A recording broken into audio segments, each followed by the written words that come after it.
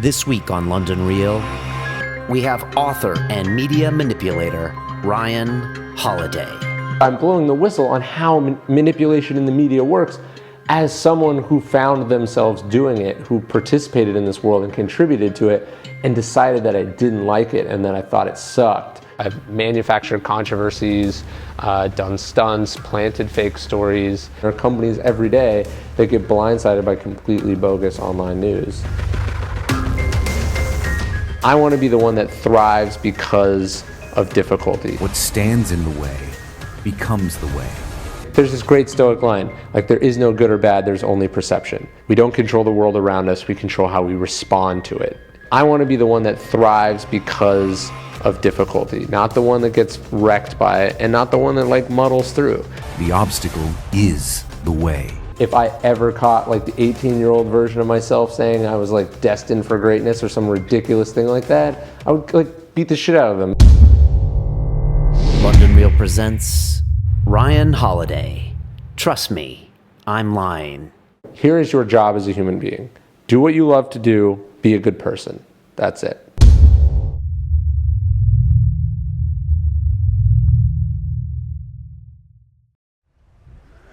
Yes, y'all. We are back at London Real, and this week I have a fascinating young man on the show by the name of Ryan Holiday. Ryan is a self-confessed media manipulator and author, but he spent some time working for some of the greats out there. You might have heard of an extreme American by the name of Tucker Max, who had a book and a movie called I Hope They Serve Beer in Hell. Then Ryan worked for Robert Greene when he was working with the rapper 50 Cent on the book The 50th Law. He said he actually spent time transcribing recorded conversations between 50 and Robert Greene, who wrote the 48 Laws of Power, which is rumored to be the most popular book in the American prison system. And Ryan was saying he got to transcribe these conversations as his job. It doesn't get much better than that. After that, he became head of marketing for American Apparel and basically set up that whole marketing department for a company with $500 million worth of sales. So Ryan doesn't really mess around. He also helped Tim Ferriss out when he released the 4-Hour Work Week, and so he rolls pretty strong with a pretty tight crew, as you can tell. And now Ryan has his third book out, and this is quite a change from his first book, which is called Trust Me, I'm Lying, which talks about some of the media manipulation that he did.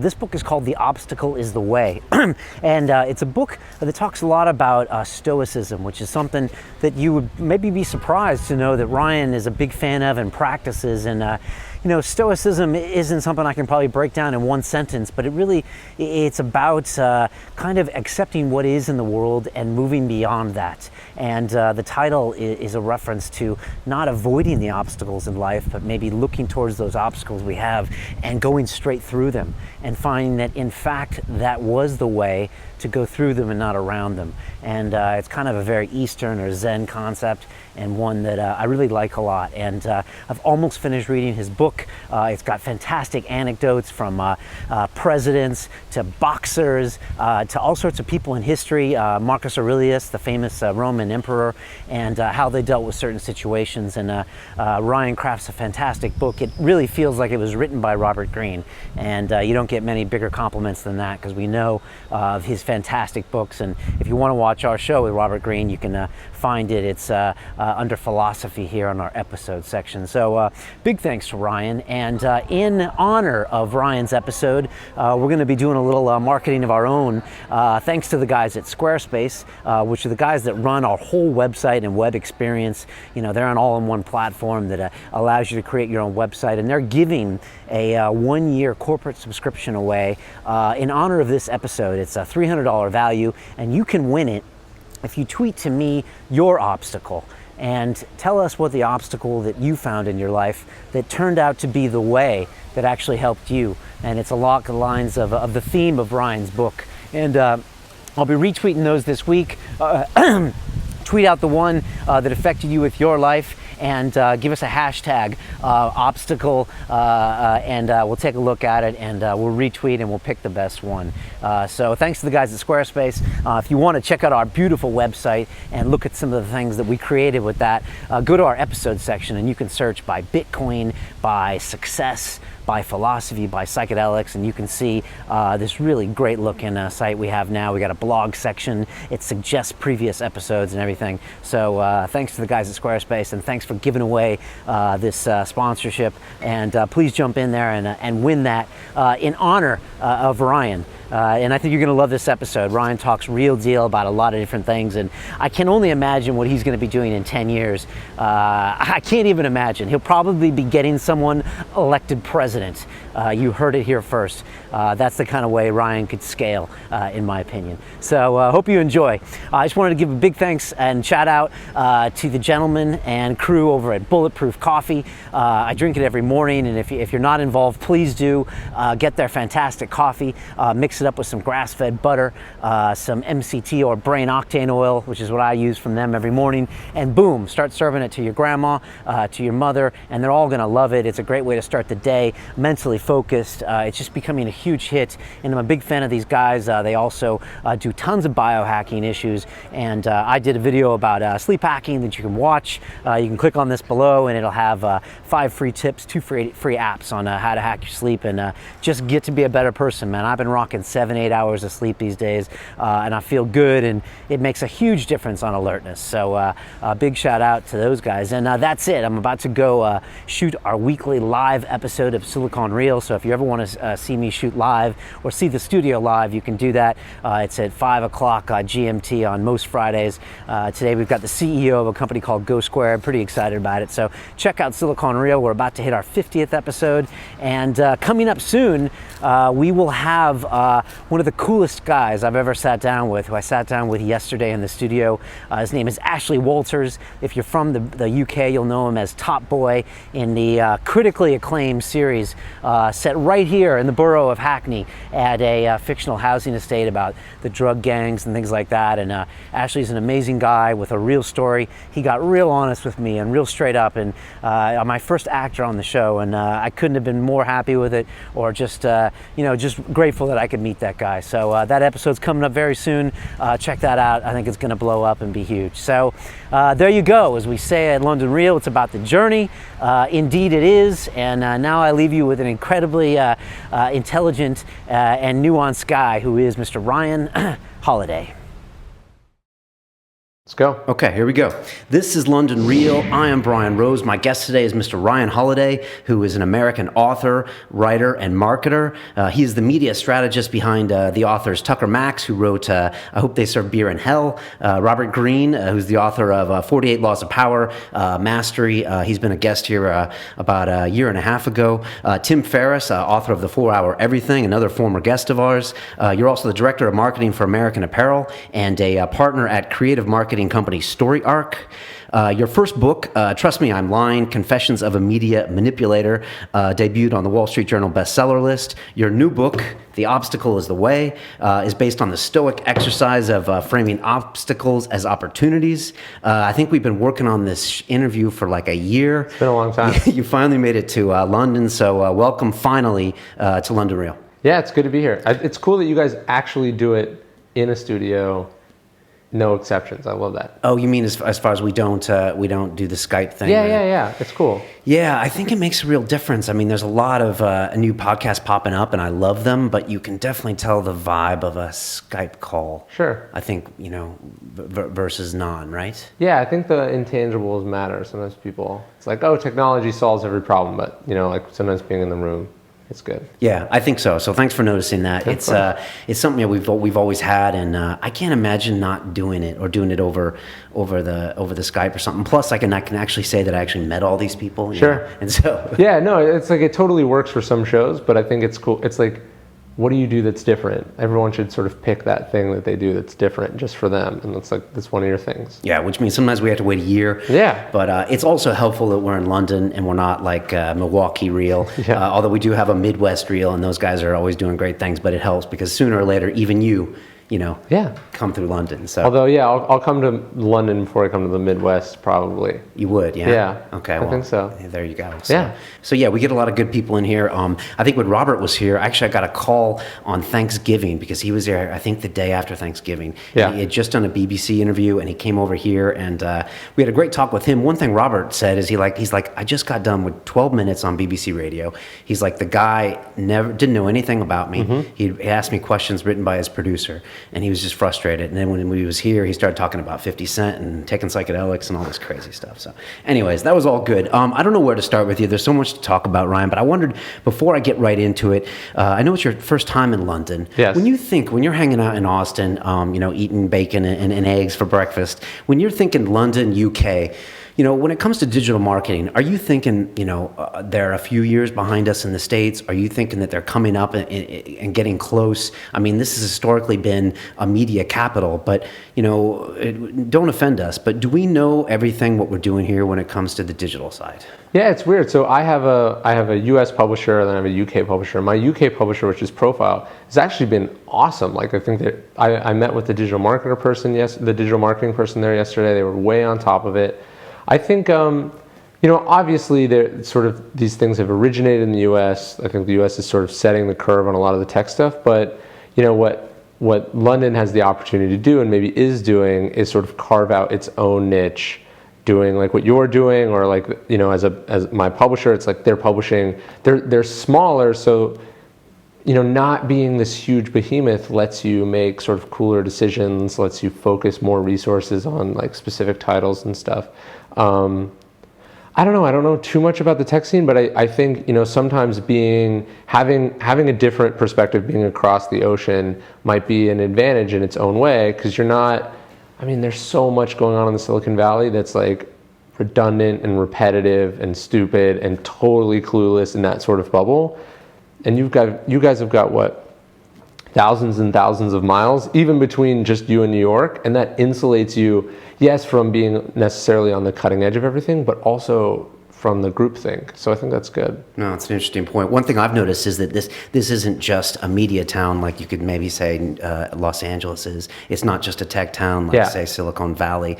It's a bunch of things here, including, it's like, the DC, the New York, the LA, the San Francisco rolled up in one. Yeah, that's really interesting. And Wall Street's a big function. The city of London's, I think it represents 20% of tax revenues, or at least it used to. So yeah, that makes sense. But like you said, from this other show we do called Silicon Reel, it's weird because a lot of things are allowed to develop here where maybe those ideas would get shot down in Silicon Valley quick, or maybe, you would be competing with 14 other people with the same idea. So I don't know. For good or bad, it seems to develop kind of organically. Obviously, we're close to Africa, Europe, and a lot of other kind of... Yeah. It's like you want to think about, it's like, okay, any situation you're in, this is sort of what the book is about, I guess, but we'll get into that. It's like any situation, there are going to be inherent disadvantages that you like sort of wish they were different. And then you can focus on that, or you can focus on the things that set you apart that are actually advantages that the other people don't have.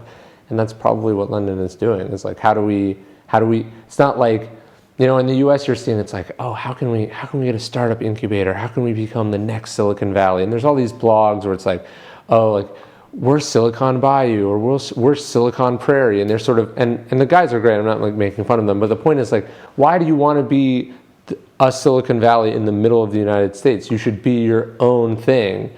I think that's better. And I think, sort of being derivative and following other people doesn't usually lead to a good place.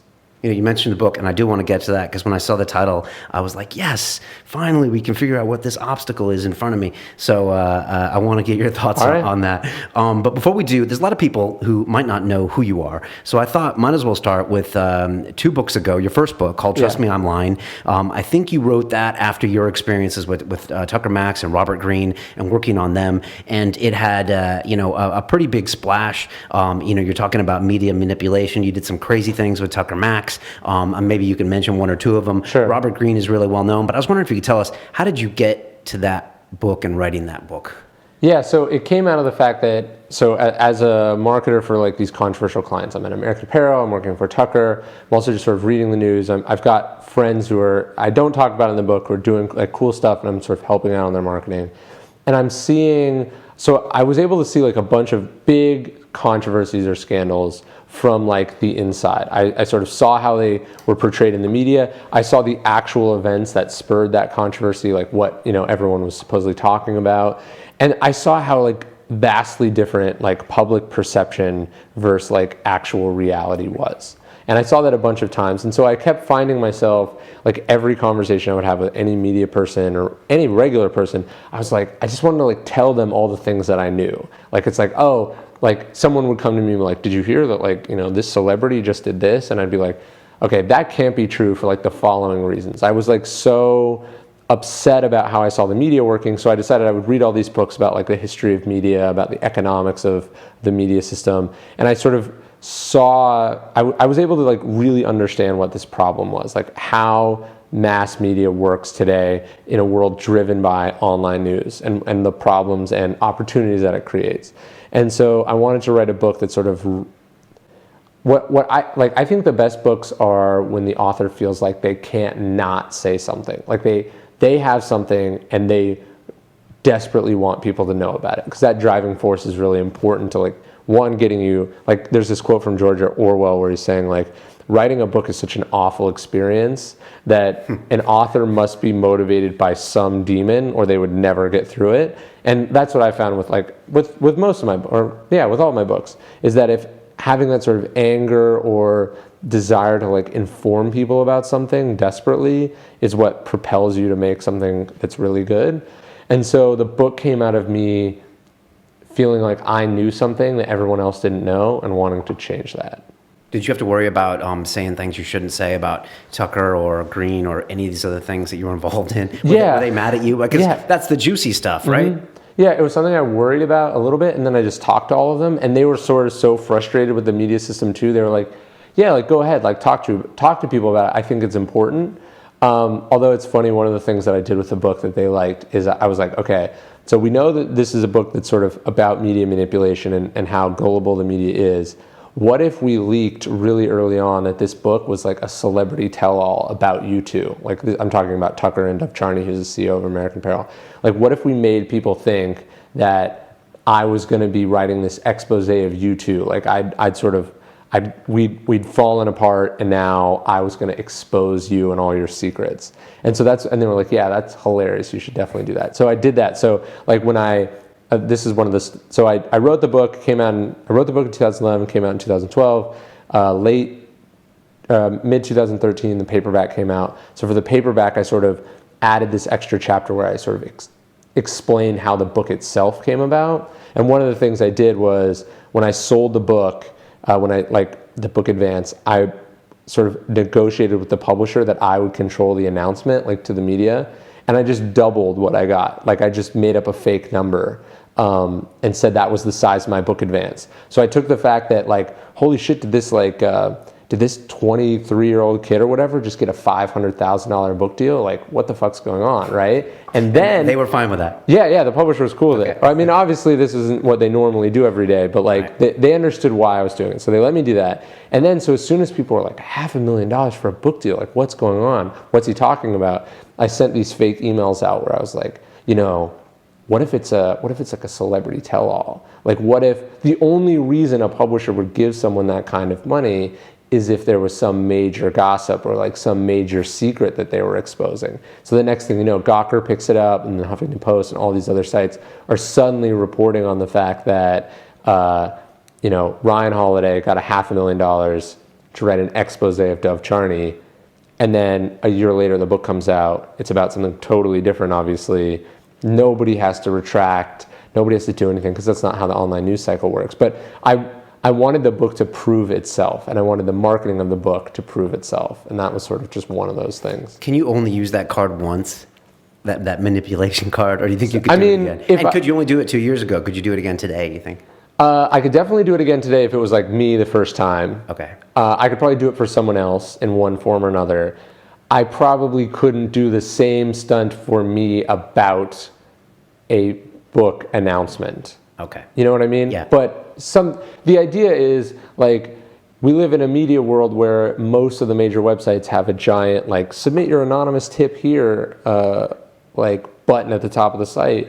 they want anonymous, unverified information because there's no consequences for being wrong. Like all the sites that reported that the book was this huge advance that was a celebrity tell-all, they got, one of those stories did 50,000 page views, another did 20,000 page views. They don't have to give those page views back now that it turned out to not be true, Right. Which is part of the statement you were making. Yeah, that's what the book is about.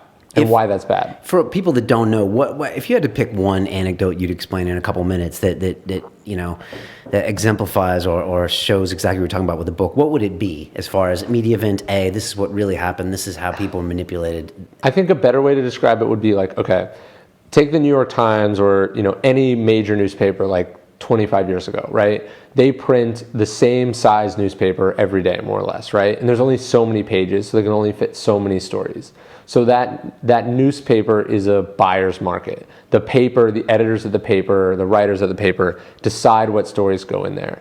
And if they choose to write a story about you, they're doing you a huge favor, right? Now you take Gawker or Business Insider or Huffington Post or Upworthy or BuzzFeed, any of these big sites, they have the opposite economics today, right? They can publish an infinite amount of content, and each piece that they publish is more money that they make from advertising, right? So and so if they write about you, if you come to them with something that's interesting, if you do something that's newsworthy, like you're doing them a favor because it's now a seller's market, right? You're in control. And so this fundamentally changes the news from one of like selectivity and curation to one of throwing whatever we can at the wall and hoping that something blows up. And that creates, on the one hand, that's great because it lets people who otherwise couldn't have been covered by, some pretentious, editor or newspaper, but it also presents an opportunity for people with bogus or fake or manipulative news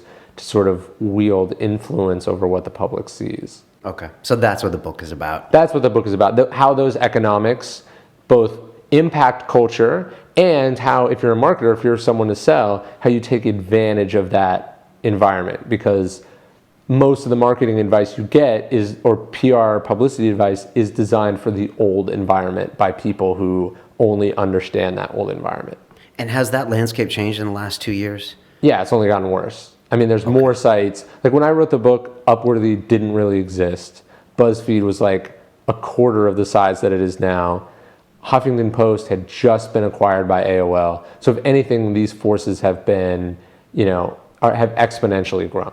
Okay. When you get hired by someone, and if someone says, "Oh yeah, Ryan Holiday's working with me," is everyone like, "Uh-oh, here comes the manipulation"? I mean, like, you're known as the media manipulator. Maybe I'm being manipulated as we speak. So, but that doesn't seem to have slowed you down at all. No, because my book, there was this criticism about it. It's like, oh, maybe he's manipulating us like right now. It's like, why would I write a book where I give away all my secrets if I wanted to keep manipulating people? Like, you know what I mean? Like, the whole point is I'm blowing the whistle on how manipulation in the media works as someone who found themselves doing it, who participated in this world and contributed to it and decided that I didn't like it and that I thought it sucked and that I understood that there were consequences for it that maybe initially I wasn't totally aware of. So it's like the book is coming from, like, it's confessions is in the subtitle. It's not like, the encouragement of a media manipulator. It's the opposite. I'm saying this is how it works and that it's bad and we should have a different system.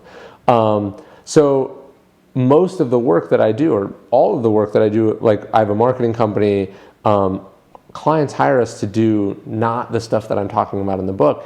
In fact, most often they're hiring us to protect them from the kinds of stuff that's happening in the book, because it's a real problem. There are companies every day that get blindsided by completely bogus online news and have found themselves trying to get positive attention, get their name out to protect themselves from this sort of publish first, verify second, media environment. Why did you write the book? Did you? I'm sure you had many other things to do. You're a busy guy. Was it something that someone said to you in passing, or Robert was like, "You should write a book," or because that was your first? I love books. Right. I always wanted to be a writer. That was sort of always what I was moving towards, and it was about, like, I knew I wanted to be a writer, but I think way too many writers think that like wanting to write a book is the crucial and ingredient to being a writer. It's like, no, it's having something to say that people haven't heard before. And so that was Trust Me, I'm Lying was the first big thing that I felt like I really had something to say about.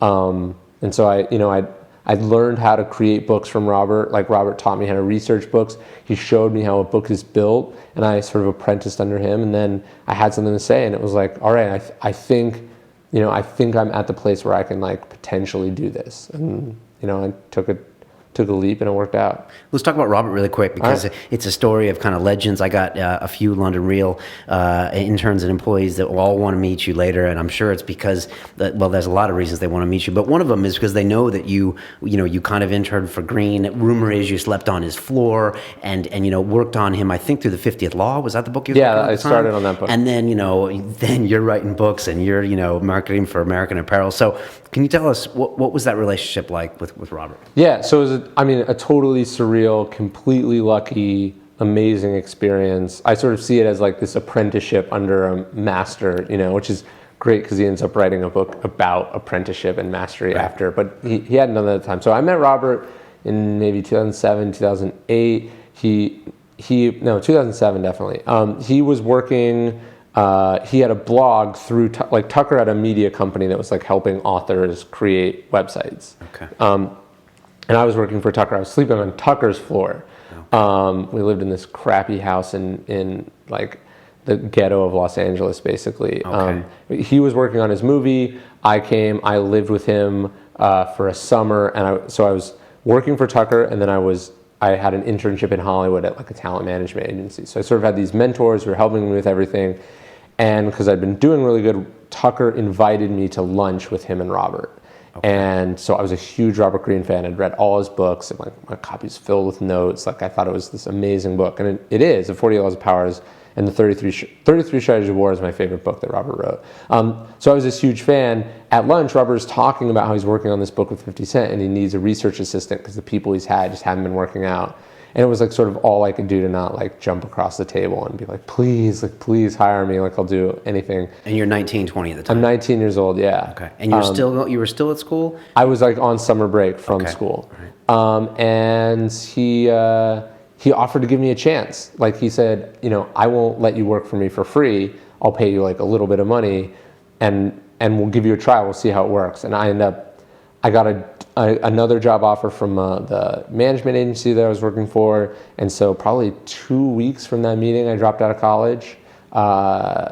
Didn't sleep on Tucker's floor anymore. I got my own place, and then I worked for Robert, this management agency in Hollywood, and Tucker for the next 3 or 4 years, sort of all simultaneously. So Malcolm Gladwell sort of talks about this idea of 10,000 hours. Robert talks about it in Mastery. He says it's 20,000 hours. Yeah. For me, the reason I think I've been able to do what I've done in a short period of time is that I pursued these. I was somehow lucky enough to pursue kind of multiple separate things simultaneously. So it's I'm learning how to research and learn from and write from Robert. I'm working for Tucker and I'm doing marketing, and then I'm working in Hollywood doing strategy and business. So for that, let's say I did that for a year, it was really 3 years because I'm sort of working 3 simultaneous full-time tracks that are helping each other and sort of accelerating. So it was this very weird crash course, and that was far better than anything I could have gotten in school. And for looking back on it, what did you learn from Robert Greene? It would be harder to say what did I not learn. I learned how to research. I learned how to read critically. I learned what goes into making a book. I learned how you sort of evaluate your own decisions, or how you evaluate sort of stories and lessons and stuff like he does in his book. And then mostly I think what I learned from Robert is, how do you learn from Robert in the sense that he's just this great example. Robert is someone who's so focused on his work. If you call Robert in the middle of the day and he's writing, he's not answering the phone.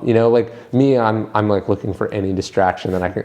Robert treats being a writer as a full-time career, the way that the CEO of a Fortune 500 company would consider what they do a career. He studies it and he does it, and he doesn't allow distractions, and he invests in it. He's the reason he's made these amazing books, and the reason I think he's changed so many people's lives is that He doesn't take any shortcuts. He's like a true craftsman. And then, I was just lucky enough, even if he'd not taught me explicitly a single thing, just having access to him and being able to like observe, I think would have like completely changed my life.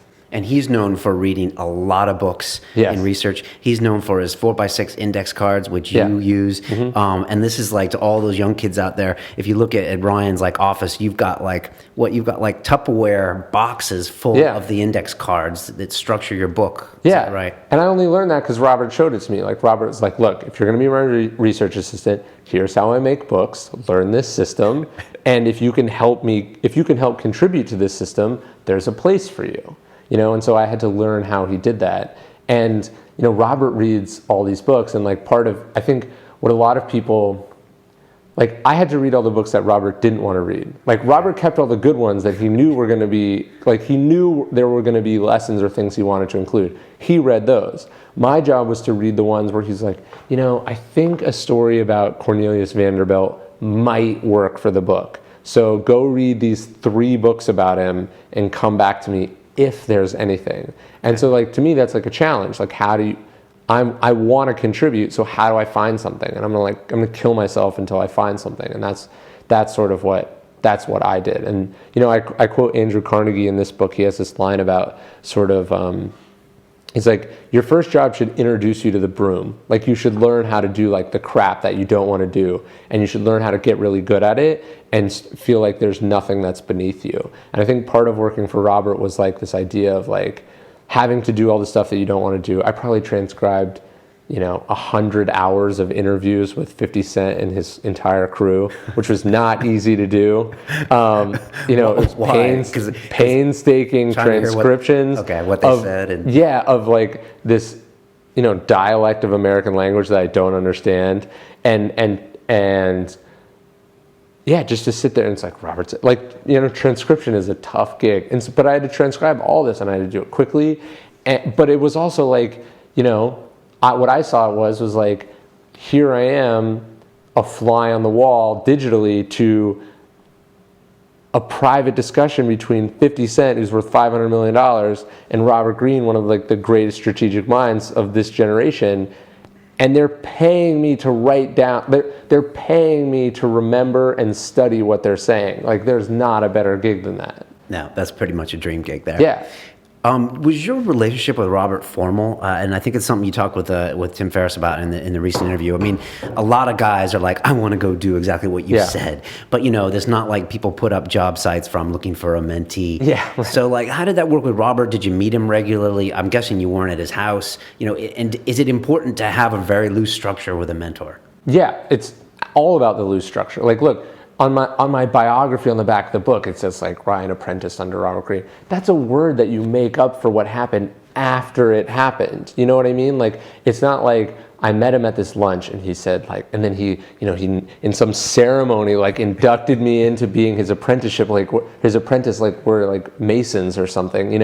It was, hey, I'm gonna give you a shot on this thing because I need some help with something because I don't want to transcribe all these really long interviews. Fine, whatever you're willing to pay me to do it, I will do it, and I'm going to deliver something that you're going to be happy with. And then then I'm going to ask you for feedback. And I'm going to ask how I can improve, and then I'm going to ask for another shot, and I'm going to get better that time. And I'm just going to slowly build momentum and trust with you. And that's what I did. There was no informal arrangement, or there was no formal arrangement. Sometimes we would go weeks or months without talking because he was busy, and I understood that my job was to contribute and not be a burden or a thing that he would have to feel obligated to, monitor or whatever. And when he didn't give me something to do, I would try to think like, is there something that I can do that he hasn't asked me to do, and how can I make that contribution? And how can I have me working for him be as painless for him as possible? And the second thing that I find when I hire a lot of young people that I think I was able to differentiate myself with is I wanted it really bad. And he knew that like I always wanted more. And he never had to chase me. Like he never had to call me twice or email me and say like, Ryan, I emailed you 3 days ago. Why haven't you gotten back to me? because like if he gave me a week deadline, it was done in 3 days, you know, or if he called me, I called him right back. If he asked me to read a book, I read it, and I didn't give him excuses for why I read. You know, like I find with so many young people, it's like I want them to be successful, or I want them to work well for me, like more than they want it for themselves. Have you found the Ryan Holiday for you? I've not. I found some good people, like some people that I'm developing that I like, but I've not found anyone that I'm like, this person is like indispensable to me. But I would love to find that person. And I'm almost regretting saying this because now I'm going to get a ton of emails about it. And what Tyler Cowen has this new book out, he's talking about average is over. And he's talking about how strange it is that what it says about our economy, that there's so many jobs now that companies wouldn't even have someone do for free, because like even just training them or bringing them into the system is expensive, you know? And so for me, it's like, I have to decide, it's like, look, do I want to do this myself, or do I want to take like months out of, or like, do I want to undergo the whole training, you know, bring someone up to speed process with someone who I might have to fire, right? You know, because they can't cut it. That's partially your fault because you romanticize the vision of being an intern for one of the greatest writers in the world. Yeah, of course. You probably get some of the worst candidates. You probably get the candidates that want to be the myth. Totally.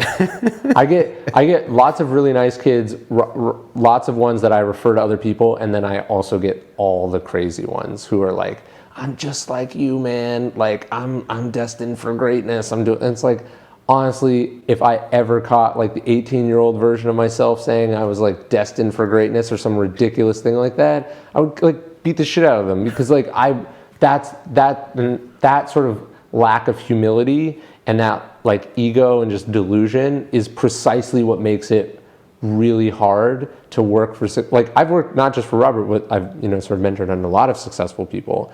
The single worst trait you can have is be a crazy person, because they do not have time for that.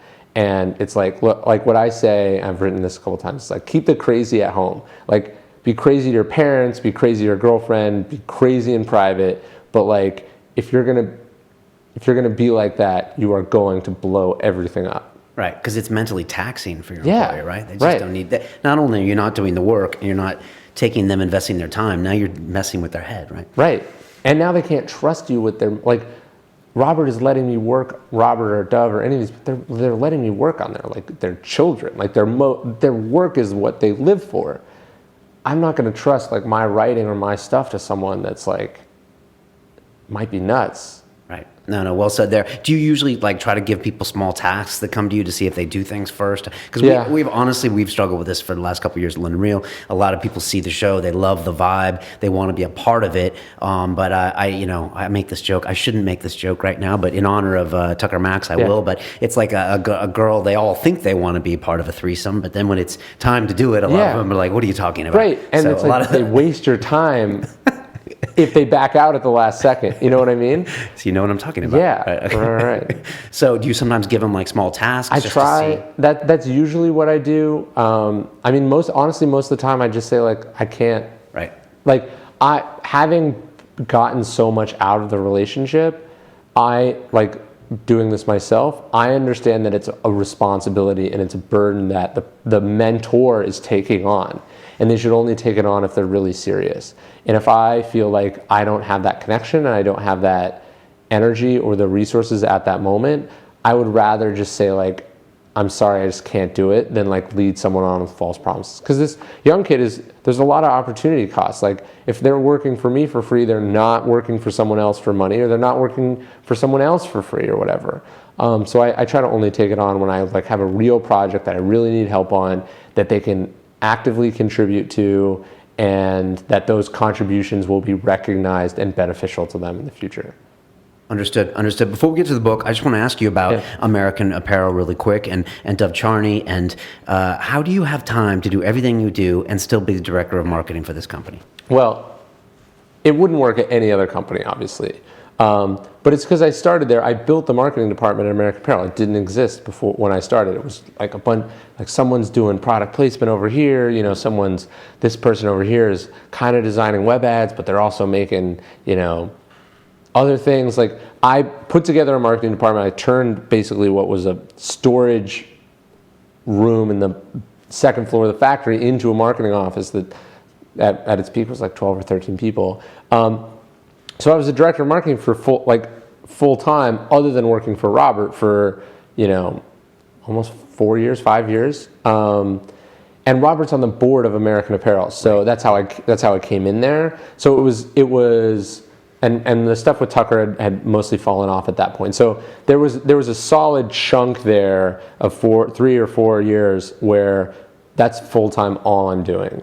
And that's where I learned this stuff. That's where the majority of my efforts and resources and time, and I threw myself fully into it. In 2011-ish, when I started thinking about the book, my first book, I stepped away to write the book, and they were like, look, like, you know, you've built this department, you've got these great employees, we don't have someone else that we want to replace you with like a similar vision. Can you stay on and help direct them? And so it's mostly like sort of a supervisory role at this point, where I'm like contributing ideas, I'm helping people solve problems, I'm like a resource for Dove when he has stuff, or when we're doing big strategic projects. And then there's just a really great team who doesn't get nearly enough credit, or really any credit, because people tend to like throw it all at me, at American Apparel, that's doing the day-to-day stuff. And what did you do for American Apparel? Like, if you had to condense or explain to someone what you did in those 4 years for them, what were some of the big things? I mean, there's a bunch. So you're either talking organizationally or strategically or creatively, but like I think I took a relatively scattered, sort of chaotic, throw everything at the wall kind of mentality, and we created processes. We created a sort of a strategy for the advertisements. I mostly focus on online, but sort of a strategy and like a set of metrics to judge what we were doing. I built all sorts of initiatives, created all sorts of programs that they still do. It was about, American Apparel is a huge company and it always has been, but since it's got a founder, CEO, majority shareholder, it's much more like a small, like almost family-run business than any company like it. So you would have been, I think, shocked or surprised to see, what the company was doing in 2007, 2008. I think maybe, late 2007, early 2008. You would have been shocked at how big an impact just like, hey, let's put all the marketing people in one office would be. Like, right. Hey, where are we running? Are these the best place? What are the programs that we can put into place? Like, we were one of the first major companies to start working with fashion bloggers, which now we have relationships with people who've gone on, now have audiences in the millions. It would be like if, some sponsor reached out to you on your first episode, and then as the show grew, they sort of get grandfathered in at various rates, and like, they're sort of a friend of the show. We built those relationships 7 years ago now, that are paying huge dividends today, that allow the company to be a $700 million a year, sort of sales machine that sells 50 million garments, but have a microscopic marketing budget compared to most fashion brands. And what were some of the chances you took online, and what were some of the metrics? I know that's kind of a very Ferriss Sure. thing to do, isn't it? To have those metrics and really watch Yeah, I mean, them, right? Look, we ran naked online ads with Sasha Grey. We created,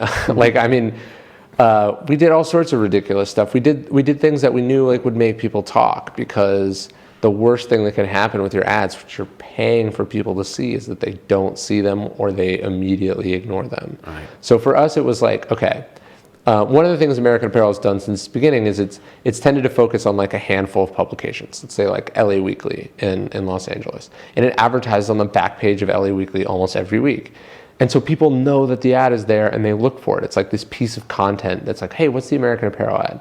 So it was like, how do we recreate that online? What are the sites? One of the metrics I always would think about is like, if we stopped advertising on this site, would anyone care? It's a great question. A lot of people should ask. Yeah, and like, if they didn't, then we're either not spending enough money, or we shouldn't spend any money, or we're not running the right ads.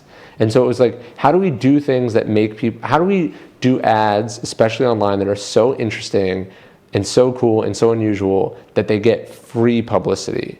And those were sort of the strategies that we did, and I mean, they're still paying off now. Did people copy that right away in your mind? No, I think most people are too afraid to do that. And it's like most fashion companies, the reality is they don't need to. When you pay a worker in Bangladesh in a factory that could collapse and kill all of them at any moment, 18 cents an hour, you're fine buying, $2 million a week in television ads, or you're fine running a Super Bowl ad, or you're fine just blanketing the internet with mediocre stuff, so you don't need to take those creative risks because you can just beat people over the head. And American Apparel can't do that. Right, because everything is made in America, right? Yeah. So like our money goes to the people who make the clothes, and then we can't give it to CBS or as much of it as the fashion playbook would suggest. Right, and you didn't have as much to lose because you weren't such a long established brand with a specific image you had to worry about. Yeah, and also the guy making the decision is the owner and the guy who took the photos and is fully on board. Yeah, and is just in general a bit of a maverick in terms of caring about what other people think. Okay. When Tim was here, I asked him, because when he lays a book out, I think when he did the 4-hour body, he put out the entire marketing campaign, how he did it, how you get on the New York Times bestseller, how come ebooks are different than print books, why it has to be hard. He went through the whole thing, and like in Ferriss style, give you all the details. Yeah. I remember he posted his media schedule one time and showed every single interview he did for 3 days. So I had him in here and I was like, Tim, why are you giving away the secrets? And he was like, Brian, you'd be surprised how very few people will actually do what I said. Yeah. And I was wondering is that ring true a little bit with, trust me, I'm lying. Isn't it? You can put all that stuff out there. But first off, it's like people are too lazy, they won't do it. Okay. Or they're too afraid because they've got all these like various risks or whatever. Or I think third, what they're doing, this kind of goes to the second one, but a lot of times it's like, you might get the list of all the shows that Tim has been, or you might get my actual breakdown of all the sites that I buy ads on, or that I pitch media stories to. But if what you're doing is boring or uninteresting, or you don't have that sort of product market fit that really has created a compelling product, it doesn't matter. Right. So yeah, all right, well said, enough said. How did you get hooked up with Tim? And do you still work with him? Yeah. How did that all work? And so I met Tim in 2007, before the 4-Hour Chef came out. I'd gone to South by Southwest with Tucker, and Tim was just going around like asking everyone questions. So we ended up doing I helped him out with some marketing stuff for the book. It was just like, hey, this is a really cool book. I think it's smart. How can I help? And what I didn't realize, of course, was that Tim had gone around and asked everyone else on the planet for that exact same favor. And the reason that his book blew up is that he was really cool. He just became friends with all these people who could help him, and they helped him. And then he repaid the favor once he became successful, right? It was a pretty brilliant move, now that I think about it. With all of his books or with the last book? With the first book. The first book, okay. So I'm talking about 4-Hour Work Week. Yeah. Okay. Tim didn't have when we started talking about how to market books, Tim did not have a book out. That's 6 years ago. Yeah. Okay. Yeah, and then so it's like, I gave him like 2 pieces of little advice or whatever, a couple of pieces of little advice. And then he goes on and takes what I gave him and then what a million other people gave him, and then just goes out and crushes it. I mean, that book hits #1 on all the bestseller lists. It sells millions of copies because he took the raw information and put immense amount of hustle and his analytic mind towards it, and he turned it into basically the blueprint for creating a best-selling book, in the sort of 21st century. So I met him then. I helped a little with 4-Hour Body, and then he hired my marketing company to do 4-Hour Chef with Amazon to do the marketing side. I've marketed some of his other projects that he's worked on, and then he bought the audiobook rights for The Obstacle Is the Way and published it himself. He and I have also bonded over this sort of mutual affinity for Stoicism. I think that's if I remember correctly, that's one of the things we sort of bonded over. He quotes Seneca in the 4-Hour Work Week, so we sort of talked about Stoicism a lot. And I wrote a post for his site about this a long time ago. Okay. It was my first piece of writing that people saw and thought was good. So he gave me that chance. And then, so when I wrote this book, we were hanging out in Amsterdam like a couple years ago, and I showed him the manuscript, and he was like, I love it. I'm doing this audiobook thing. How can we do this together? He ended up buying the rights from Penguin and Profile here in the UK.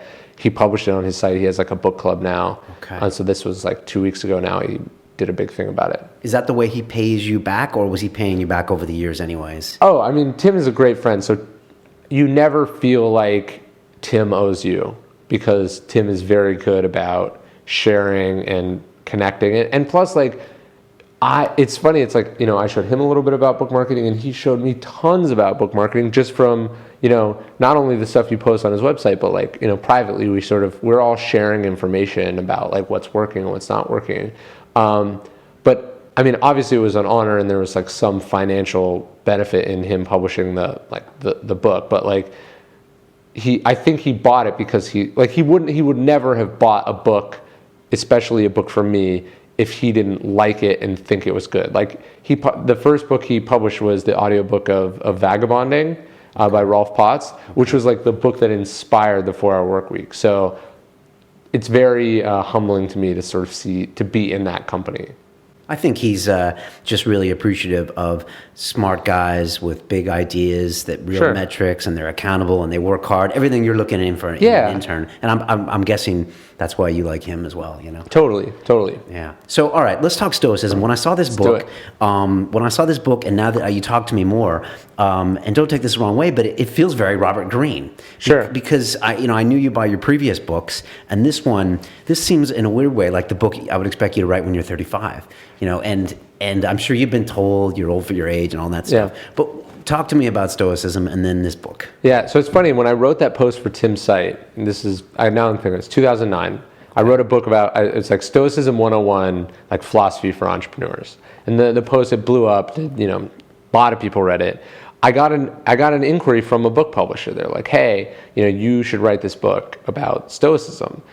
And I was like, guys, I'm like 22 years old. Like, this is very flattering, but nobody is going to read a book from me about how to be an entrepreneur. I'm not an entrepreneur. I haven't done anything yet. Right. So like, it was a book I always wanted to write, and I felt like I had to go out and prove myself. I had to prove myself as a writer. I had to prove myself as like a person who'd done things with their life.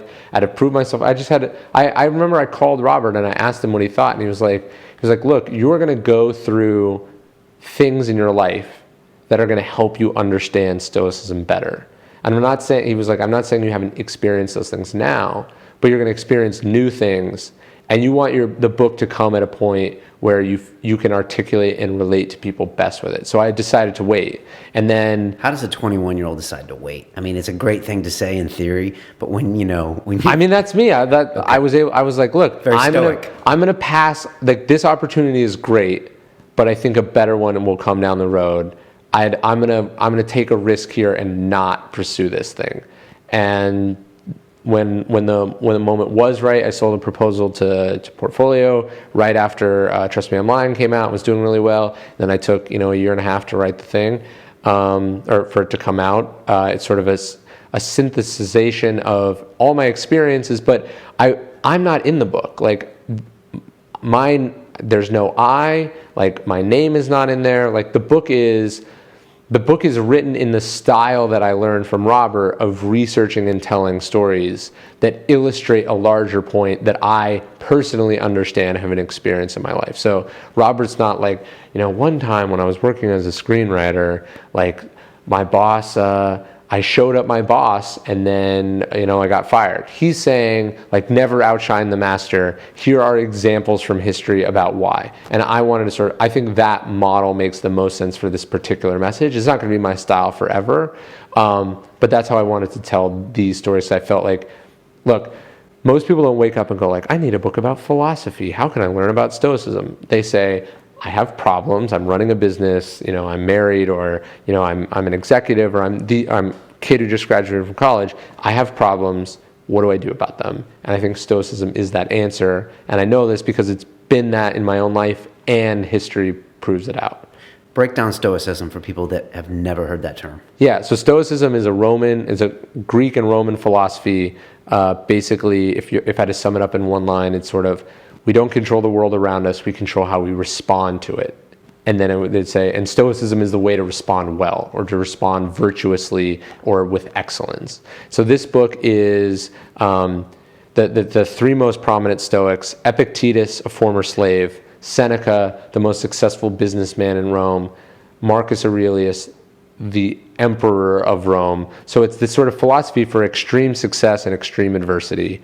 And then the book is based on just one line or one paragraph from Marcus Aurelius in his Meditations. He says, the impediment to action advances action. What stands in the way becomes the way. I read that before I met Robert, before I dropped out of college. I read it and I took a little note and I said, wow, that sounds like really smart. Like that I know there's something there. I don't know what it means. I'm an idiot teenager, but I've come to learn what it means, and the book unpacks it and explains it and shows you how to actually live your life according to that principle. Seems like a very Eastern philosophy. Like it just sounds Eastern. I guess it's kind of halfway. Stoicism and Zen Buddhism have a lot of similarities. There's a book a friend of mine wrote. He's a great writer for Psychology Today, Alex Lickerman. He has a book called The Undefeated Mind, which is very similar to The Obstacle is the Way, and I use it as a source. But it's all about how Zen Buddhism helps you turn, the Buddhist phrase is turn poison into medicine. I'm saying the obstacle is the way. There's actually a Zen saying the obstacle is the path. So what I think is happening there is these two totally independent philosophies are coming upon the same timeless truth and the same response to that truth. And to me, that's sort of a wake-up call that we better try to apply it in our lives. Do you think the world is ready for this book right now, more so than, say, 30 years ago, if this was like kind of the go-go 80s? Take New York City, for example, where all this conspicuous consumption's going on here. You got a fight amongst superpowers. And like now, maybe it's because we've all lived through the recession, or we've seen about a bunch of wealthy people fail, maybe because we've seen them online fail. Yeah. But do you think people, in a weird way, are ready for this kind of change of mindset of maybe wondering, maybe all that we've been taught in the West is not the way forward? I definitely think you see a resurgence of Stoicism through difficult times, or in difficult times. But the whole premise of the book is that Stoicism is a constant thread that runs through history. So I talk about it, in the decline and fall of the Roman Empire. I talk about it in the Renaissance. I talk about it in the Enlightenment. I talk about it in the American Revolution, the Civil War. It's always there. There are always people who are practicing Stoicism. It's just, now we live in a world where you're much more responsible for yourself and your well-being. Some of the safety net, the working for a company, the system is falling apart. Responsibility falls on you to do something about it, to take care of yourself. I think Stoicism is an operating system that lends itself well to that. And if people say to you, the obstacle is my only problem, like, what do you say when you try to explain the book a little bit more to people, and they're like, what the hell are you talking about, Ryan? I tell me more what you're talking about. How do you expand on that? Yeah. So I think, we tend to, not only are things falling apart, but I think we have this problem of certain expectations about how the world should be, what we're owed, the way life should be. When, of course, we know for a fact we come from a long, successful lineage of people who went through shit a lot worse than what we're going through. So we know we have this capacity to deal with stuff, and yet, we expect everything to be easy and nice. And what I'm saying is, it's not going to be easy and nice. It's probably going to get worse. And there's this quote I like from Andy Grove that I opened part of the intro with, where he's saying, bad companies are destroyed by crisis. Good companies survive crisis. Great companies thrive because of crisis, or they improve because of a crisis. And it's like, of those three, which do you want to be? Like, I want to be the one that thrives because of difficulty, not the one that gets wrecked by it, and not the one that muddles through. And one is a recipe, I think, for great success. And there's all sorts of examples from history that illustrate it. That's what I wanted to show. And this way of telling the story through other stories, very 48 Laws of Power, that kind of thing, why do you think that resonates with people more so than if it was just kind of a first-person standpoint, or just someone walking through the basics? I'm sure that would really fill your head up if you just tried to walk through the basics of Stoicism without any stories. Well, what I realize is, Stoicism is very simple. Stoicism is the only philosophy that I think you could take a total layperson, give them the original texts, and they could just read it and understand what's going on. So Stoicism is important to me. I think more people need to know about it. If I want to introduce it to them, I have to bring something to the table that is not rehashing stuff from people who are smarter than me. You know what I mean? Like there's this great Stoic line, like there is no good or bad, there's only perception. I can't say that any better than how they said that. So it's not like I'm taking Shakespeare and I'm bringing it to the masses by translating it or by, communicating it to people. I've got to take that principle and illustrate it with a story so you can walk away and remember it. So and if I'm saying like, yesterday at the office, like someone was rude to me and I decided to use that as an opportunity, like you're gonna be like, all right, I'm not listening to this guy, like fuck him. That's what you're gonna say. But if I talk about, Jack Johnson and, sort of being this boxer who had all of white America hating him and how he responded to that and how, like, if I can take an objective, clear obstacle and show someone who responded to it with sort of magnanimity and bravery and courage and this Stoic idea of amor fati, that's going to stick with you and you're not going to be able to argue with me about it. So it's about, I think part of the reason the stories are there is the simple matter of just persuasion. And it's the most effective way to communicate that idea. It's interesting because as humans, I think we're really attracted to these Stoics. If you look past, look at Rosa Parks. She didn't do anything special except she was dealt with a really difficult situation and she rose to it. Mm-hmm. Or look at, there's so many examples in history. And those are the people. Gandhi, I was watching that movie the other night again, and it's just like, why was he loved all around the world? Because he had all these ways and he dealt with it in a way that everyone respected. And it wasn't because of his net worth or he built something better or he led a great party. It was like him dealing with, I guess, his own personal struggles. Well, and like just real adversity and the world was testing him in that moment and he passed the test. He not only passed the test, he blew it out of the water, And so I think those are great examples because it's like, all right, so we're recording this thing and your cameras aren't working. Let's say this has happened. Are you going to flip out and throw like a temper tantrum about it? Or no, of course not, because like those stories sort of help put things in perspective. Or it's like, I put out this book. I don't know how it's going to do sales-wise. It could totally flop. And I've got to understand, and I can benefit from other people in history who have dealt with failure, who have dealt with, not being appreciated, or any number of things, and I can use that to prepare myself so I'm not caught off guard, I'm not caught by surprise, I'm not wrecked because the Stoics would say we make so much of life worse. 90% of life's problems are due to expectations that we bring to things, which we don't need to bring. And if Stoicism can help me manage that, even help just a little bit with my expectations, it's going to make me happier, it's going to make me a better person, it's going to make me a kinder person, it's going to make me a more effective person. That's what the book's about. And so, quite simply, the next time I come up to an obstacle, if I can get my brain switched on to some Stoic levels, I should be kind of looking around myself and looking at what's bothering me the most in the future, what kind of perceptions do I have about certain events, and then try to lose my emotional investment in them and just go to them. Yeah, no, look, I actually have it tattooed on my arm because I remind myself. Yeah.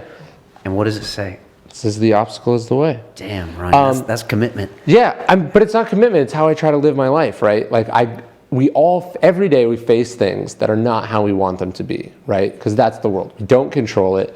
It never ever behaves exactly how we want it to be. Right. And even when things are going fantastic, you can always find something that's bothering you as well. Yeah. And so you can ask yourself, is this an impediment to me? Is this a problem to me? Or is this an opportunity or a chance for me to improve in some way? How am I going to respond to this situation? I don't control. All I control is me and my reactions.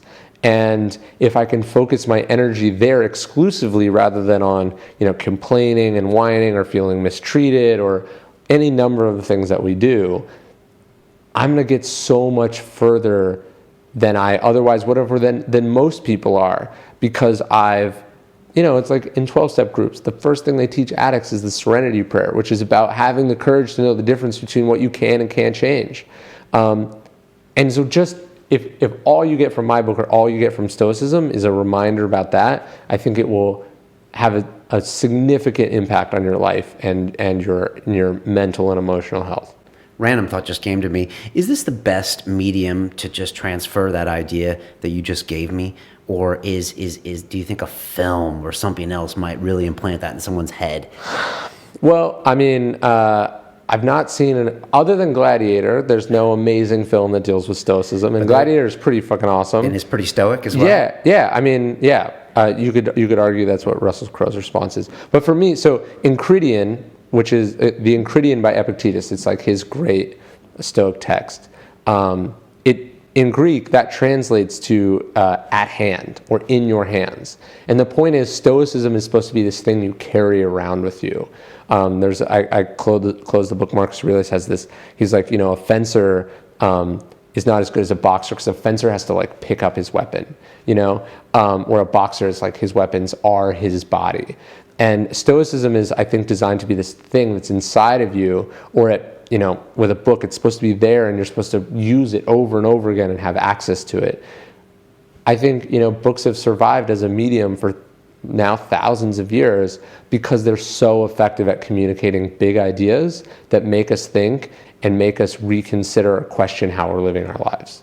And I'm not saying that I accomplished that with a book I wrote at 26 years old, but I hope I got close to it, and I hope that, I hope people get something out of it. So I wrote it not just for them, but also for myself. Like, I wrote a book that's reminds me, and I tattooed it on my arm for the same reason, because it reminds me of the proper way to deal with the things that you encounter as an entrepreneur, as a creative person, as a business person, and just as a regular human being who interacts with other human beings. So I polled all the London Real interns and workers, and they all wanted me to ask you, what is your current obstacle? I'm sure you've been asked this before. But well, no, I've never been asked what my current obstacle is. But they also ask past as well. Yeah, they're like, so what obstacle have you gone through? And the reason I really dislike that question is because I think the implication is, unless I saw my parents like murdered in front of me as a 7-year-old, I have no business writing this book, right? That's what I think. Really? That's not what they're saying, but that's one of the implications, right? Could be. Right. No, we tend to think that it's like only someone who went through something terrible can teach me and it can teach me about adversity. When in reality, adversity is much more pedestrian on a daily basis. It's you've got a bad cab driver. How do you respond to that, right? Or someone cuts you off in traffic, or someone shows up late to your meeting, or the computer deletes something that you just spent 8 hours working on. How do you respond to something that you wish hadn't happened? And the Stoics would say with excellence, with virtue. And so that's what you try to do. But in terms of current obstacles, I'm starting to see that for all the years that I've been doing this, I could add more and more stuff to my plate and have no visible diminishing returns. It was like, hey, I'm working for Tucker. This is a full-time thing. And it's like, oh, I can work for Robert now. Sure, I'll do that. I could just say yes to everything. I'm just starting to butt up against it's like, man, I'm gonna burn myself out. This is like too much. So I'm trying to think about, what are my priorities? What's important to me? I got engaged recently. What am I doing this for? What do I want my life to be? What motivates me? Those are the kind of questions that I'm having to use to consider what I say yes and no to and how I, live my life. What are you doing this for?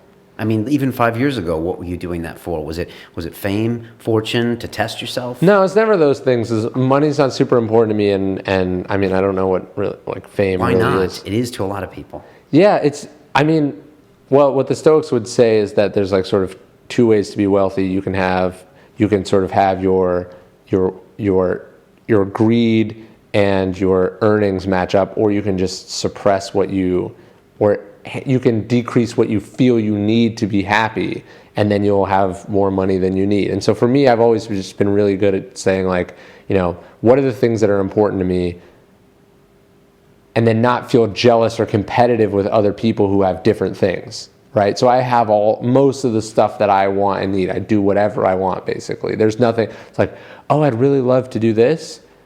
I do it. You know, there's nothing in my life that's sort of out of reach that way. So it's really good for me. But I guess to answer your question,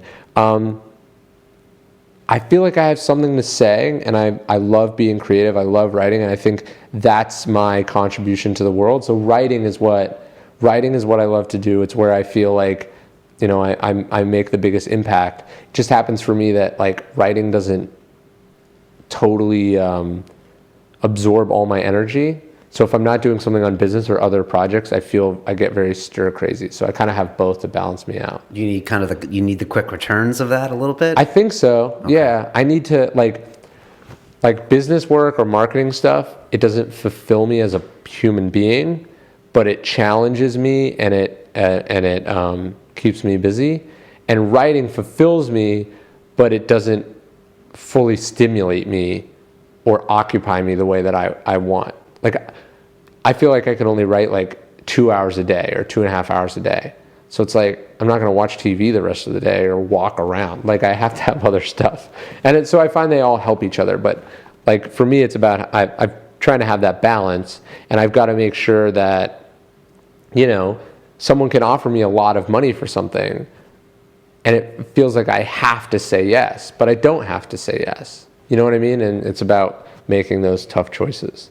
I mean, it's certainly it's a nice, tough choice to have, to decide to turn down money, but it's still a choice. You said before that working in all those disciplines is important for each one of those disciplines. So yeah. Your marketing work in turn helps your writing, in turn helps everything. Yeah. So would you encourage people to always have like multiple interests like that? I did an article and I called it like, you know, you can be good at more than one thing, which is sort of my philosophy on that. Like, I tend to find that being involved in doing two things at the same time makes it hard to focus on either one of them fully. But if you're doing 3 or 4 or 5 things, it can be this sort of actual synergistic effect that sort of, you know, they all multiply together. You know, you're taking from here and you're combining and making all these new combinations.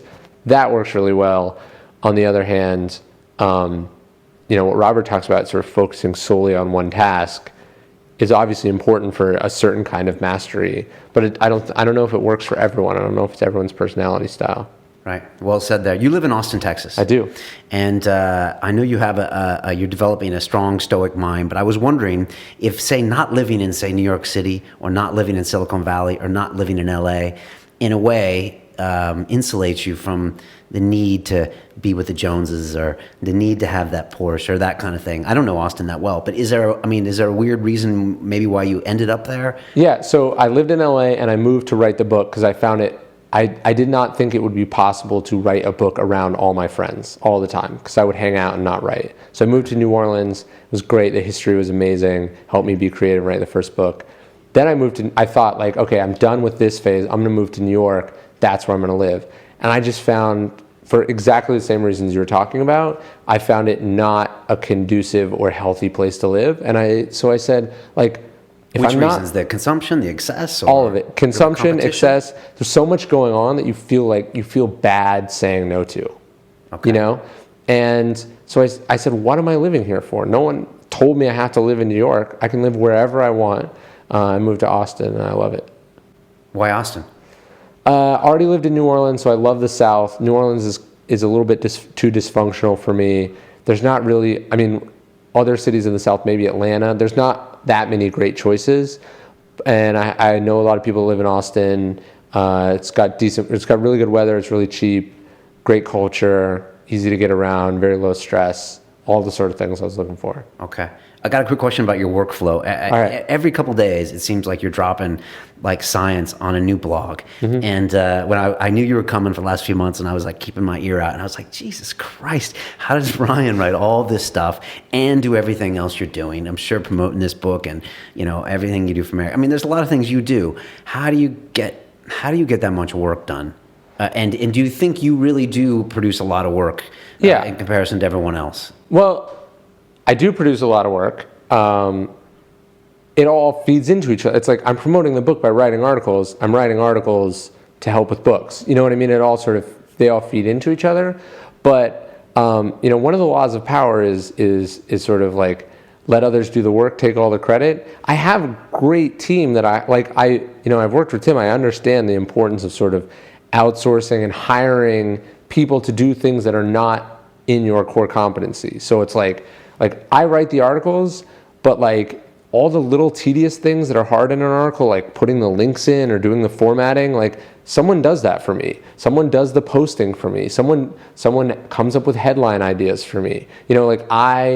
I try to take all the non-crucial tasks out of a thing and distribute it as much as possible. I'd much rather pay someone and have that increase my and allow me to be more prolific than to sort of allow my own capabilities to limit what I'm capable of doing.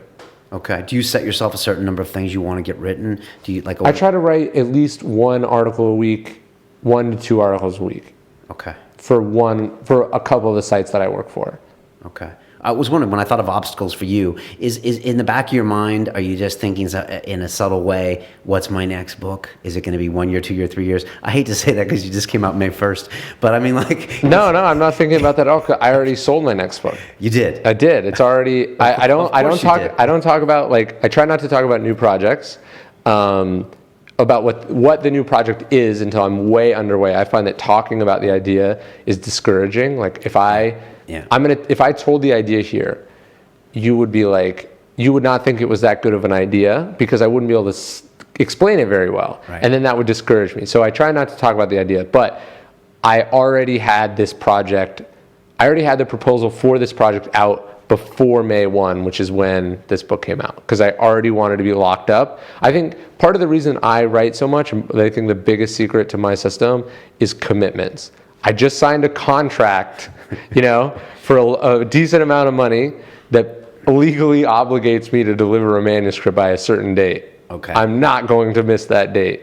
Okay. Which is the same thing you did with this on the back of Trust Me, I'm Lying. Mm-hmm. So you use that kind of wave of success, sign the next one. That gave you, 18 months at that? Something like that, yeah. Which isn't a lot of time for a book. No. It's going to be easier to get this one in. It was easier to get this one in the amount of time than the next one will. It's for sure. More of a challenge. Oh, yeah. Okay. And are you going to be cranking out books every year or two? No. This one I'm really excited about, and then I don't even want to think about 2 years from now. Okay. And what do you think you'll be doing in 5 years' time, in 10 years' time? I mean, I hope writing more books. That's, writing more books. I hope my marketing company is still there. I hope I'm still working with clients that get me excited. And I hope I'm, waking up every day and still doing whatever it is that I want to do that day. Do you like speaking?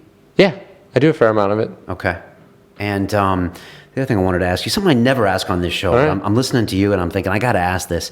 You have a serious drive about you getting things done. What are your parents like, and what was it like growing up? I think it's more of a Mark Maron thing to ask. Sure. I never asked that, but I was just No, wondering. It's interesting. So my mom was a school principal, my dad was a police officer. So very, sort of like solid middle class civil servants, so not creative types. So we're very, very different in that regard.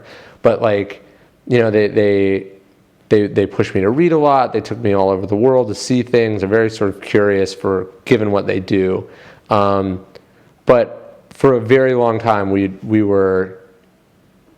there was not great sort of parent-child fit. You know what I mean? Like when I dropped out of college, that was not something that they handled well. It's not something I handled well. So it's been, I think we're starting to come to an understanding now, but it was difficult. It was easier for me to see where I was going than it was for them to see where I was going. What were you like in high school? Were you creative? Were you rebellious? What were you doing? I was very private, very quiet. Sort of, it was like my teachers either liked me or they hated me. You know what I mean? I wasn't like getting into trouble, but I didn't apply myself very much. I wasn't like a great student. So I didn't really come into my own until college and until these sort of mentors spotted something in me that maybe even I didn't spot in myself, and they brought that out of me. Okay. Was that California you grew up in? I was in California. I grew up in Northern California and went to college in Southern California. Okay. You said you didn't handle the dropout well. What did you mean by that? And talk to me about dropping out. Yeah, so dropping out is terrifying. It is. Yeah. It was for you too. Yeah. It's terrifying. Okay. Quitting anything is terrifying. Quitting anything without a solid, alternative is very terrifying. True. Quitting a job to pursue a passion, all this stuff, it's always scary. It's funny, I wrote this article about dropping out of college. It's like the #1 Google result now for dropping out of college.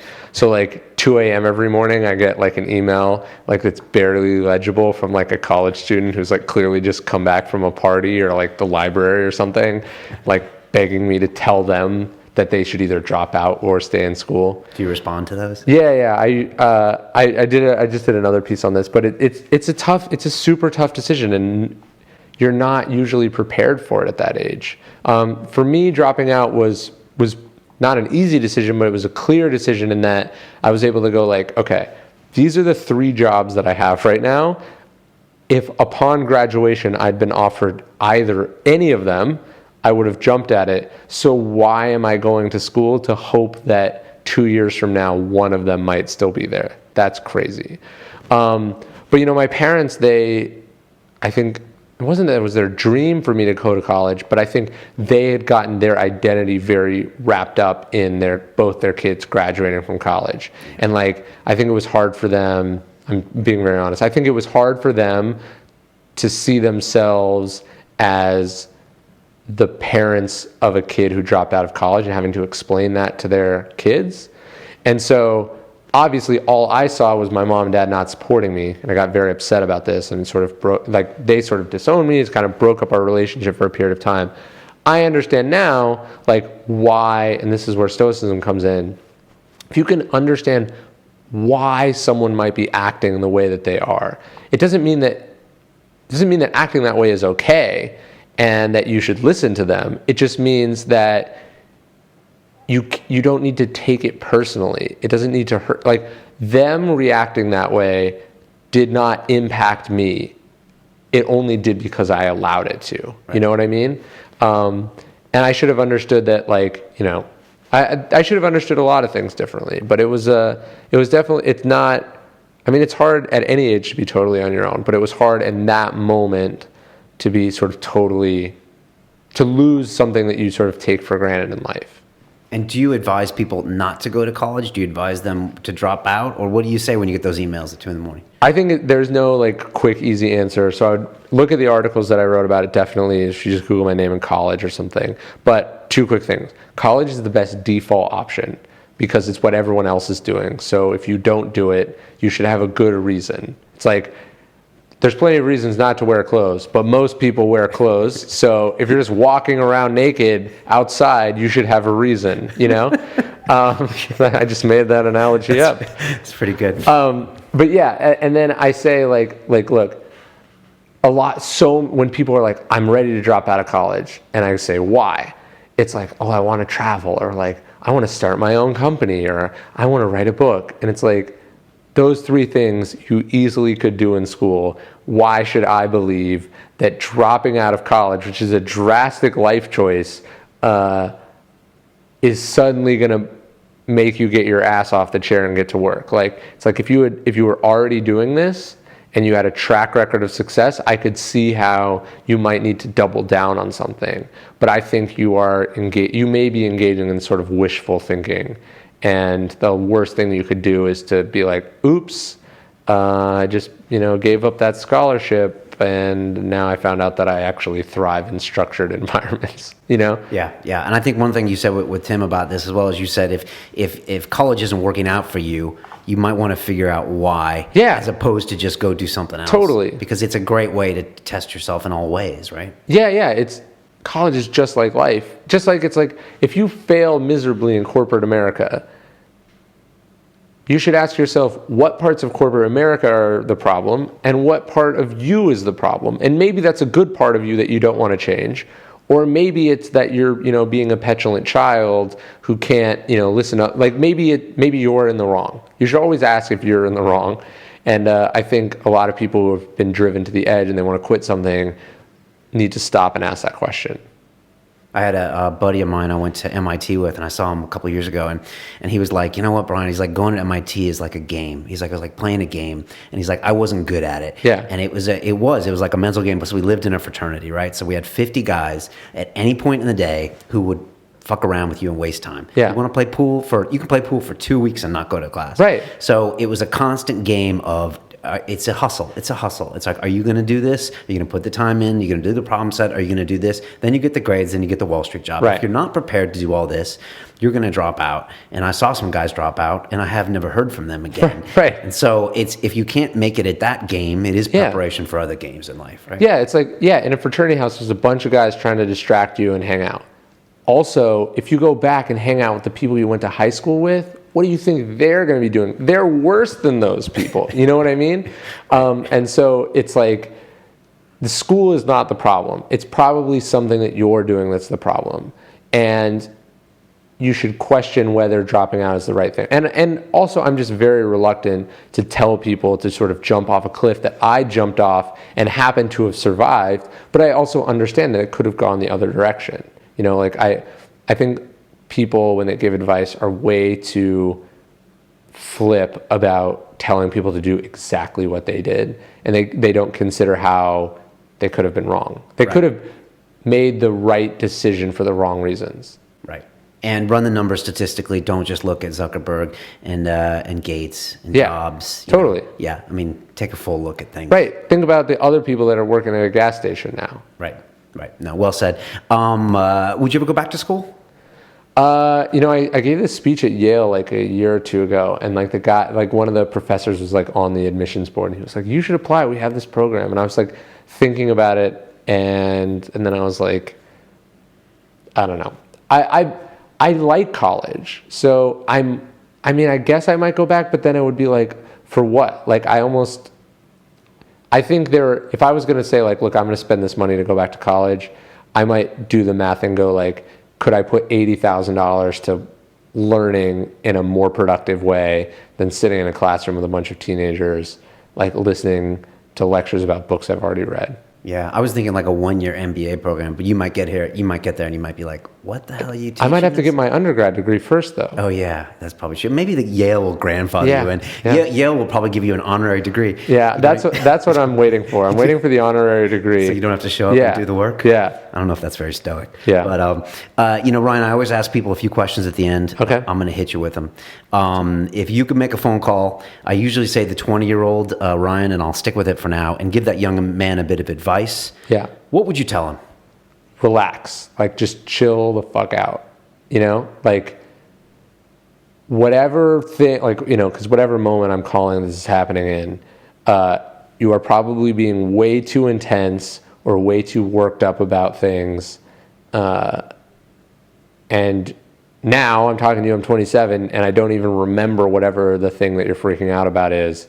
So let's take it down a notch. Okay. All right. So breathe a bit. Yeah. And it's probably not a life or death situation. Exactly. If you're successful in what you're stressing out, it's probably not going to make a big effect on your Right. life. Okay. All right. That's good. Easier said than done. Of course. I used to have a boxing instructor, and I used to be hitting the pads and stressed out, and he would yell at me to relax. Yeah. And at one point, I was just like, that's Right. the worst thing to tell someone who's stressed out. But it's good advice. Yeah.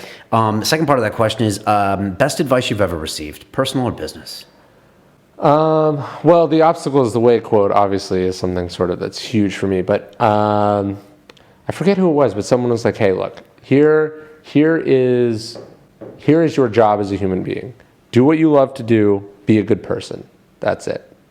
And something I think about. It's like when I'm trying to decide how to do stuff. It's like, am I being a good person here?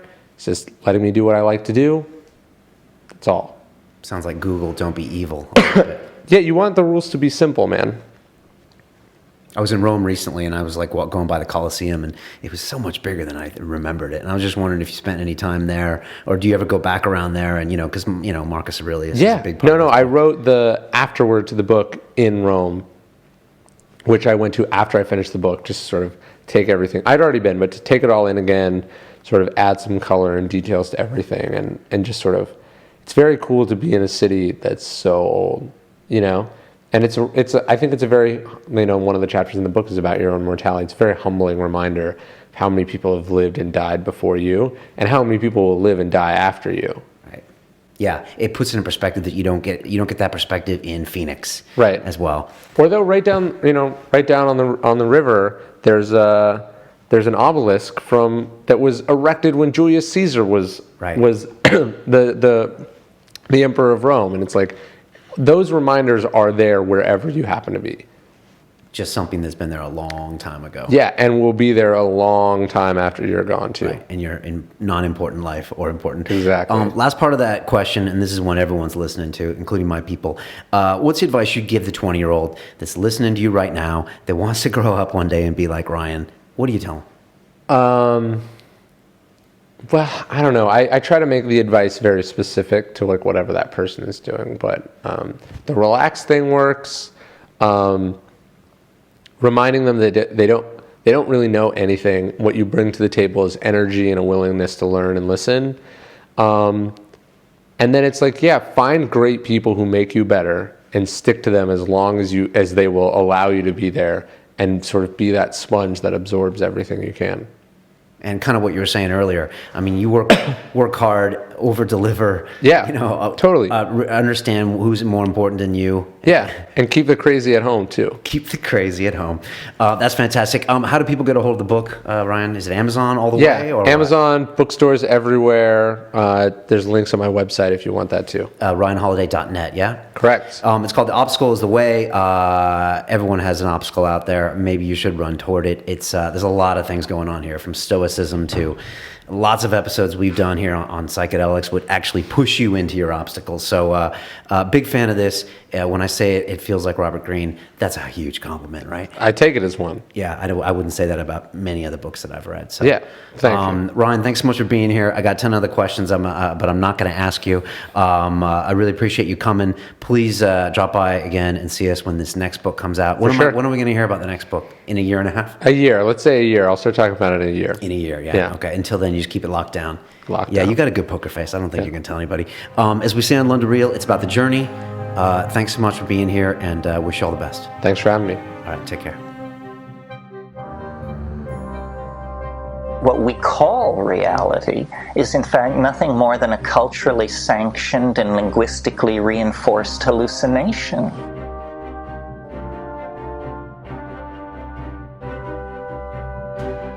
This week on London Real, we have Ivor Crotty, head of social media for television network RT. One of the big messages that our people on YouTube tell us, and one of the things that we built success on, was that our people like it raw. They don't want to be told what to think. It's very clear that they either don't want to integrate Eastern Ukraine back into a new Ukraine, or they're idiots. I learned what are the dynamics of an ethno-cultural conflict. I learned what that is, and I learned why it's cancerous and poisonous. I honestly think it's a war that's being taken to the East by the West. Don't give me television to put on the internet and expect people to watch it. Holy mackerel, RT is the first channel, the first TV news channel to hit the billion. So we learned really quick, what our people like. And we try and give it to them. On Sunday, London Real presents Ivor Crotty, Russia Today. It all depends on from which side of the barricade are you walking towards the barricade.